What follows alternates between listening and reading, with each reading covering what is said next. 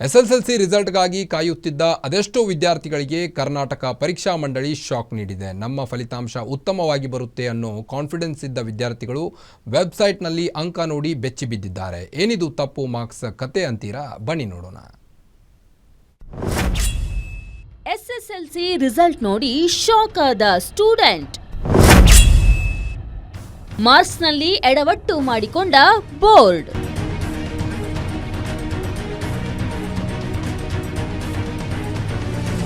SSLC ಪರೀಕ್ಷೆ ಅಂದ್ರೆ ಅದೆಷ್ಟೋ ವಿದ್ಯಾರ್ಥಿಗಳ ಭವಿಷ್ಯದ ಮೊದಲ ಹೆಜ್ಜೆ. ಇಲ್ಲಿ ಒಳ್ಳೆ ಮಾರ್ಕ್ಸ್ ತೆಗೆದು ಒಳ್ಳೆ ಕಾಲೇಜು ಸೇರ್ಬೇಕು ಅನ್ನೋದು ವಿದ್ಯಾರ್ಥಿಗಳ ಕನಸು. ಆದ್ರೆ ಈ ಬಾರಿ ಎಸ್ಎಸ್ಎಲ್ಸಿ ಫಲಿತಾಂಶದಲ್ಲಾದ ಎಡವಟ್ಟು ವಿದ್ಯಾರ್ಥಿಗಳನ್ನ ಬೆಚ್ಚಿ ಬೀಳಿಸಿದೆ.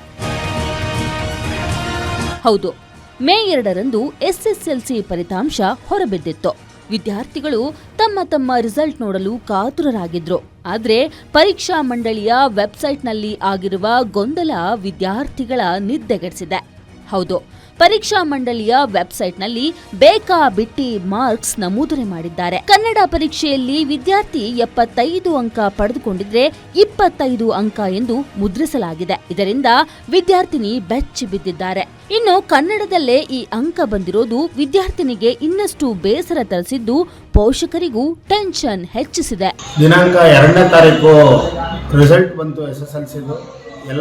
ಎಲ್ಲ ಸಬ್ಜೆಕ್ಟಲ್ಲೂ 90ಕ್ಕಿಂತ ಹೆಚ್ಚಿನ ಅಂಕಗಳು ತಗೊಂಡಿದ್ದಾಳೆ. ಆದರೆ ಕನ್ನಡದಲ್ಲಿ ಮಾತ್ರ 80ಕ್ಕೆ 25 ಅಂತ ಬಂದಿತ್ತು. ತಕ್ಷಣ ಮಗು, ಅಪ್ಪ ನಾನು ಅಷ್ಟು ಇದಾಗಿ ಬರೆದಿಲ್ಲ, ಚೆನ್ನಾಗಿ ಬರೆದಿದ್ದೀನಿ, ಡೌಟ್ ಇದೆ, ದಯವಿಟ್ಟು ಫೋಟೋ ಕಾಪಿ ತೊಗೊಳ್ಳಿ ಅಂತ ಹೇಳಿದ್ಲು.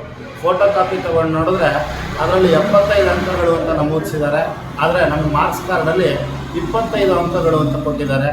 ಇನ್ನು ಪೋಷಕರಿಗೆ ಮಗಳ ಭವಿಷ್ಯದ ಬಗ್ಗೆ ಆತಂಕ ಶುರುವಾಗಿದ್ದು, ಪೋಷಕರು ಉತ್ತರ ಪತ್ರಿಕೆಯ ಫೋಟೋ ಕಾಪಿ ಪಡೆದುಕೊಂಡಿದ್ದಾರೆ. ಫೋಟೋ ಕಾಪಿಯಲ್ಲಿ ವಿದ್ಯಾರ್ಥಿನಿ 75 ಅಂಕ ಪಡೆದುಕೊಂಡಿರೋದು ಸಾಬೀತಾಗಿದ್ದು, ಸದ್ಯ ಪೋಷಕರು ಪರೀಕ್ಷಾ ಮಂಡಳಿಗೆ ಇದನ್ನ ಸರಿಪಡಿಸಿಕೊಡುವಂತೆ ಮನವಿ ನೀಡಿದ್ದಾರೆ. ಒಟ್ನಲ್ಲಿ ಪರೀಕ್ಷಾ ಮಂಡಳಿಯ ಎಡವಟ್ಟು ವಿದ್ಯಾರ್ಥಿಗಳಿಗೆ ಟೆನ್ಷನ್ ಹೆಚ್ಚಿಸಿದ್ದು, ಏನಾಗುತ್ತೋ ಏನೋ ಅನ್ನೋ ಆತಂಕದಲ್ಲೇ ದಿನ ಕಳೆಯೋ ಸ್ಥಿತಿ ನಿರ್ಮಾಣವಾಗಿರೋದಂತೂ ಸತ್ಯ. Charan Moodbidri, metro bureau, guarantee news, Bengaluru.